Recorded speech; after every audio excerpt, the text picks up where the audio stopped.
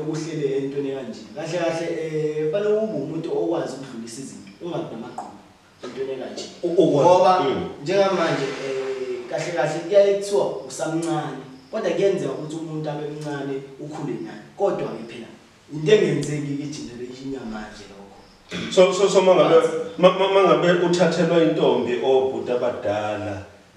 iyona kanihliziyo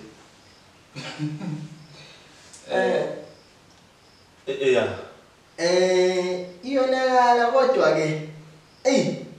iyonakala ngempela ubhuti omdala ngoba ubhuti omdala unalokho onganakho ubhuti omdala ubhuti omdala uya into zakho ihlala kahle ngoba phela usuke ephethe lento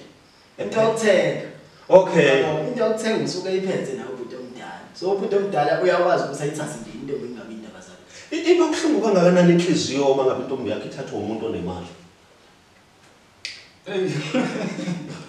Waphilona kusho ukuthi ukuthathela ngoba enemali ngicabanga ukuthi babuhlungu kakhulu inhliziyo leyo nto yenziwa ukuthi yabona ukuthi umuntu uthathile intombi yakho una ucabanga ukuthi hayi usengayithola okay kodwa manje menemali uyacabanga ukuthi okay yena unemali mina nginayo imali ngaba nzima ukuthi ibuyele kumina sijwayele le yampilo yemali so iphinde futhi ungabi nayo imali okuyinika yabona kunzima ukuyibuyisa ngapho Lwandle nangu umuntu othatha intombi unemali uzisa ubuhlungu kakhulu lokho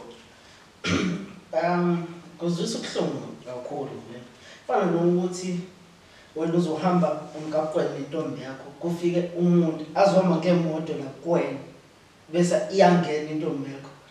leyo nto le nje ihlungu kakhulu benihamba indlela eyodwa kodwa wena angakuthandi angakuthathi wena angakuthathi azothatha intombi yakho phambi kwakho athini ngawe so lo muntu wena uyakushiya uthatha intombi yakho abantu basemzansi sizobuya singene deep kulolu daba lokuthi nangu umuntu engaliwe nje mhlambe bekunethe izulu ecabangele wathi akathathe le intombi wena akushiya sizobuya sobheka ukuthi singazenza kanjani ukumanage lezo zimo kwenza ukuthi labafana bangagcini bephathwa i-depression bezibulala ngenxa yokuthi abakwazi ukwamukela ukuthi hayi sekuphelile siyabuya inkunzi sematholeni bantu baseNingizimu Afrika sesibuyile ngesithi inkunzi sematholeni sikhuluma ngesihloko esithanda ukuthi sithinte inhliziyo zabaningi uyabona nalana e-studio ukuthi hayi konakele amadoda ayakhuluma engakhulumeki ngoba vele sikhuluma ngento engalalisi nengakhulumeki uma ngabe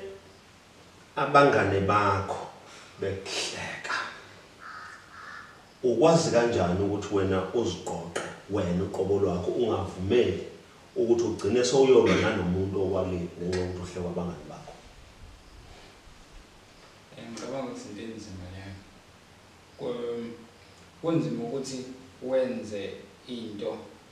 le abanye abantu abayenza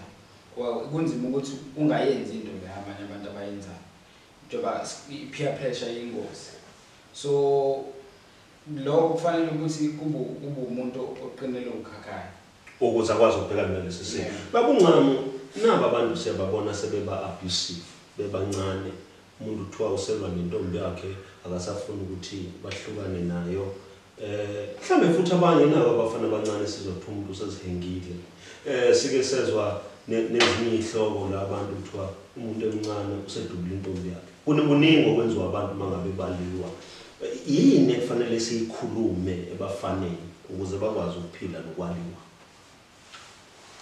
ngicabanga ukuthi kumele ekutheleni kuvuke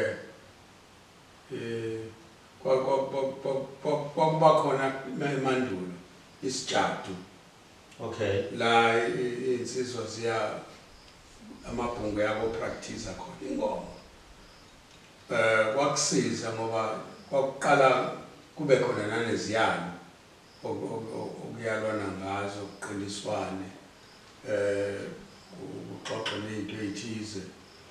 mangase kube khona lezo zithangami ezinjalo mazingekho ke ngaphandle kubalekile ukuthi singesabani manje thina emndenini emakhaya singasabani nabafana abangasisabi nathi singobaba babo singomama babo bavuleke bakhulume Kusho ukuthi umuntu angafeli ngaphakathi ngoba lokho kudala ukuthi umuntu ubone sezilima